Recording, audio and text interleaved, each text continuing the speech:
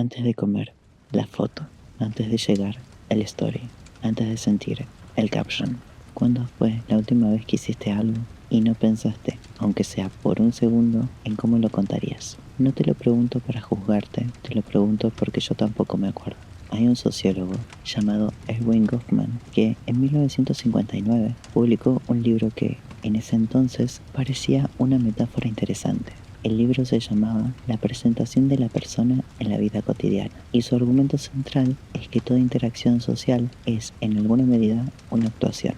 Siempre elegimos cómo presentarnos, siempre hay una versión de nosotros para el trabajo y una para la familia y una para los amigos y una para los desconocidos. Siempre hay una región frontal que es lo que mostramos y una región trasera que es lo que somos cuando nadie nos mira. En 1959, esto era una observación aguda sobre la naturaleza humana. En 2026, es una descripción literal de la infraestructura de la vida cotidiana, porque algo cambió. La diferencia entre la performance de Goffman y la de hoy no es que seamos más falsos o más superficiales que las generaciones anteriores. La diferencia es que el escenario se volvió permanente. Antes, esa región trasera existía. Teníamos momentos en los que nadie nos veía, en los que no había ninguna audiencia, en los que podía hacer lo que quiera hacer sin el filtro de la presentación. El viaje en metro solo, la tarde en casa sin salir, las conversaciones en la cocina a las 11 de la noche. Esos momentos eran comunes, eran la mayoría del tiempo. Hoy llevamos con nosotros en el bolsillo un dispositivo que nos permite en cualquier momento, en cualquier lugar, convertir cualquier experiencia en contenido para una audiencia. Y no solo nos lo permite, nos lo sugiere, nos lo recuerda, nos lo recompensa cuando lo hacemos. El resultado es que la región trasera de nuestra persona se va encogiendo y con ella el espacio donde podíamos ser sin actuar. Quiero ser un poco más preciso con esto porque es algo que es fácil de malinterpretarse. Yo no estoy diciendo que documentar tu vida propia sea malo, no estoy diciendo que compartir una experiencia sea algo falso. Hay algo genuinamente humano en querer dejar registro, en querer conectar a través de lo que vivimos y construir una memoria colectiva. Lo que estoy diciendo es algo más específico. Estoy diciendo que cuando el acto de documentar precede al acto de existir, cuando la experiencia se diseña para su versión pública antes de ser experimentada en privado, algo se invierte y esa inversión tiene consecuencias que son más profundas de lo que parecen. Los psicólogos Gus Coney y Daniel Gilbert hicieron un experimento simple. Les pidieron a dos grupos de personas que hicieran un recorrido por el museo. Uno podía fotografiar lo que quisiera, el otro no podía fotografiar nada. Al final evaluaron qué tan bien recordaban lo que habían visto y qué tanto habían disfrutado la experiencia. El grupo que no podía fotografiar recordaba más, disfrutaba más y estaba más presente. El acto de fotografiar, en lugar de preservar la experiencia, la reemplazaba, como si el cerebro dijera, ya quedó guardada, no necesito procesarla yo. Pero hay algo que la fotografía no guarda, lo que sentiste, lo que pensaste, lo que esa experiencia te hizo específicamente a vos en ese momento específico de tu vida. Eso no queda en la imagen y si no lo viviste porque estabas ocupado capturándolo, no queda en ningún lado. Necesito hablar de algo que creo que es la raíz de todo esto y que rara vez se nombra con suficiente claridad.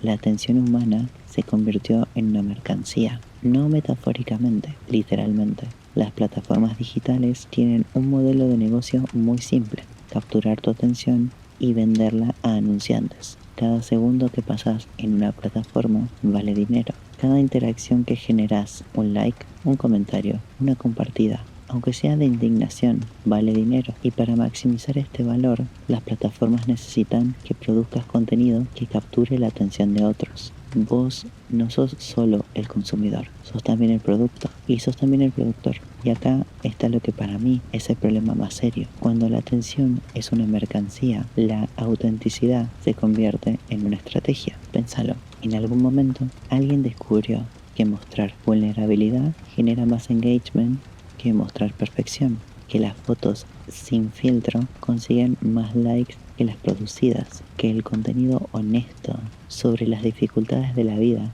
atraían más seguidores que el highlight reel. Y entonces la vulnerabilidad se convirtió en un formato, la imperfección en una estética, la honestidad en un nicho de mercado. No digo que cada persona que comparte algo doloroso esté mintiendo. Digo que cuando la plataforma recompensa económica y socialmente un tipo de contenido, ese tipo de contenido se reproduce, se profesionaliza y se optimiza.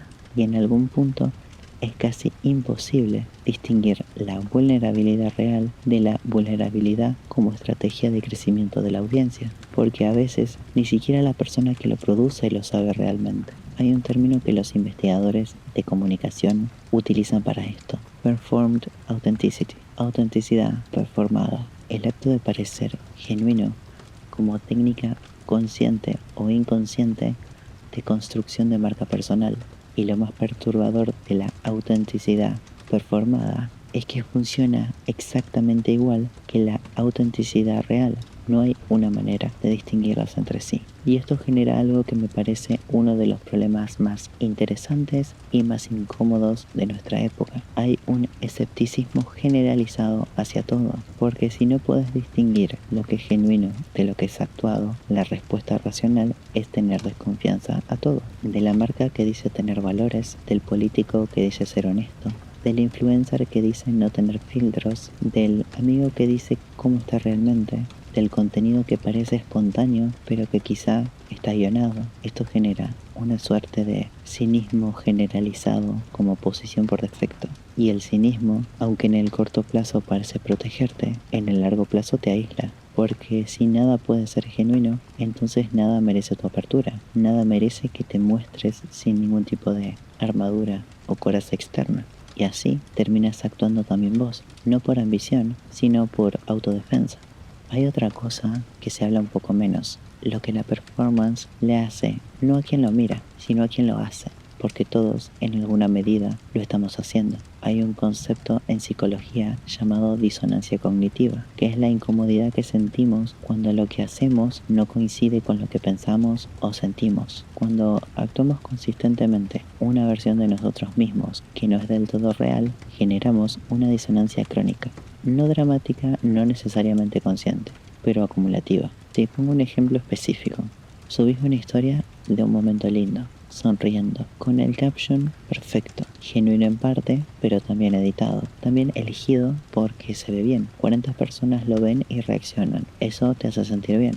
Y después cerras el teléfono y estás solo con lo que realmente estabas sintiendo antes de abrir el teléfono, antes de abrir la cámara. Que quizá eso que sentías no era tan lindo, que quizá tenías miedo, o estabas triste, o incómodo, o simplemente no tan feliz como la foto sugería. Ese momento, el contraste entre la imagen pública y la experiencia privada, es pequeño cuando pasa una vez, pero pasa todos los días, muchas veces por día. Y la acumulación de esos pequeños contrastes generan algo que la escritora Gia Tolentino describe muy bien: una sensación de extrañeza respecto a uno mismo, la sensación de no saber bien dónde terminás vos y dónde empieza el personaje que construiste. Hay investigaciones que hablan sobre este fenómeno. Un estudio de la Universidad de Pensilvania encontró que el uso de redes sociales estaba correlacionado no solo con la ansiedad y depresión, sino específicamente con una mayor sensación de no autenticidad. Los participantes reportaban sentir que no eran ellos mismos, que actuaban un rol, y ese sentimiento era más fuerte en personas con más presencia en redes sociales, no con menos.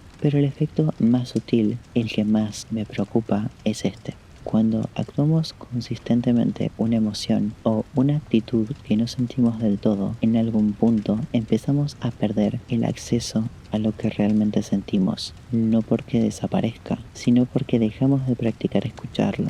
La emoción real queda debajo de la actuada, más difícil de acceder, más difícil de reconocer. Y esto conecta con lo que estaba hablando la última vez, cómo la voz interior se vuelve inaudible no solo por el ruido externo, sino por el ruido interno de la performance constante. Hay algo más que quiero decir y es un poco incómodo, pero la performance no es solo individual, es relacional. Cuando actuamos con otros, los otros también actúan con nosotros. y entonces las relaciones se convierten en intercambios de performance, dos personas mostrando sus mejores versiones al mismo tiempo sin nunca llegar a verse de verdad. Las conversaciones que parecen conexión, pero es intercambio de branding content personal. La amistad que se sostiene en una versión pública de cada uno y se fragiliza cuando aparece la privada. No creo que la mayoría de las personas elija esto conscientemente. Creo que es lo que pasa cuando el escenario es permanente y nadie apaga las luces. Eso me hace pensar en una pregunta que probablemente también estén pensando ustedes. ¿Queda algo genuino? ¿O llegamos al punto de que todo, absolutamente todo, está mediado por la conciencia de ser visto? Me gustaría pensar que sí queda, pero hay que saber dónde mirar. Lo genuino no creo que haya desaparecido, pero sí que se retiró a lugares donde la cámara no llega o donde por alguna razón no pensamos sacarla. El momento en el que recibís una noticia que te cambia algo por dentro y tu cara hace lo que hace antes de que puedas controlarla. La conversación a las 3 de la mañana cuando alguien está en crisis y no hay tiempo de editar nada. Un ridículo real. El tropezón, la equivocación que no hubieses elegido mostrar. El amor que no se ve bien en fotos, pero que sostiene las cosas que ningún caption podría sostener. Lo genuino yo creo que existe, pero tiene unas características que lo distinguen de la performance. No está diseñado para ser visto y ocurre a pesar de los espectadores, no a causa de ellos. Todo esto me recordó un concepto que me parece importante traer. El filósofo Walter Benjamin escribió en los años 30 sobre lo que él llamó el aura de las obras de arte. El aura era la cualidad única y irrepetible que tenía el original y que se perdía en las reproducciones. No importa cuántas fotos saques de la Capilla Sixtina, no importa cuán alta sea la resolución, hay algo en estar parado debajo de ese techo, en ese espacio específico, en ese momento específico de tu vida, que ninguna reproducción puede capturar. Benjamin temía que la reproductibilidad técnica destruyera el aura. Y en cierta manera tenía razón, pero no de la manera que imaginaba. Lo que perdemos no es el original del arte, es el aura de nuestras propias experiencias. Cuando cada momento se convierte en contenido, pierde algo, pierde la singularidad de haber sido solo tuyo, solo así, solo entonces. La foto al atardecer es hermosa, pero el atardecer que viste sin sacar el teléfono, ese que solo existió para vos y que ya nadie más puede ver porque no quedó registro, ese tiene algo que la foto no tiene, y creo que en el fondo lo sabemos. Hay una razón por la que los momentos que más nos importan en la vida, los que guardamos de verdad, los que definen quiénes somos, frecuentemente no tienen una foto asociada. O si la tienen, la foto no lo captura del todo. Son los momentos donde la cámara no estaba, o donde la olvidamos, o donde lo que pasaba era demasiado real para pensar en documentarlo. No voy a decirte que dejes de usar redes sociales, no voy a decirte que la solución es vivir sin documentar, no voy a decirte algo más específico y útil que lo que a mí me ayuda en el día a día, que es aprender a reconocer cuando estás en escena y cuando no, y desarrollar la capacidad de elegir, no siempre, no perfectamente, pero a veces. Lo primero es muy simple y muy difícil. Tener una experiencia que deliberadamente no vas a documentar, no como renuncia, sino como una elección. Un viaje sin hacer ninguna historia, una cena sin sacarle una foto, una conversación sin una captura de pantalla, un momento lindo guardado solo para vos. No porque documentar sea malo, sino porque la experiencia de tener algo que es solo tuyo, que no fue procesado a través de la mirada potencial de otros, te recuerda cómo se siente lo genuino. Y esa memoria es muy útil. Y la segunda cosa que me ayudó es hacer una distinción entre compartir y actuar. Compartir parte de algo real que viviste después de haberlo vivido, para conectar genuinamente con alguien. Esto es distinto a construir una experiencia con el objetivo de que se vea bien al ser compartida. La diferencia no siempre es obvia desde fuera, pero casi siempre la sentís de forma clara por dentro. ¿Estás contando algo que pasó o estás construyendo algo para que parezca que pasó? ¿Estás compartiendo algo porque querés conectar o porque querés gestionar cómo te ven los demás? Lo tercero es recuperar la tolerancia a lo no documentado. Vivimos con ansiedad ante la idea de que algo importante pase y no quede registrado.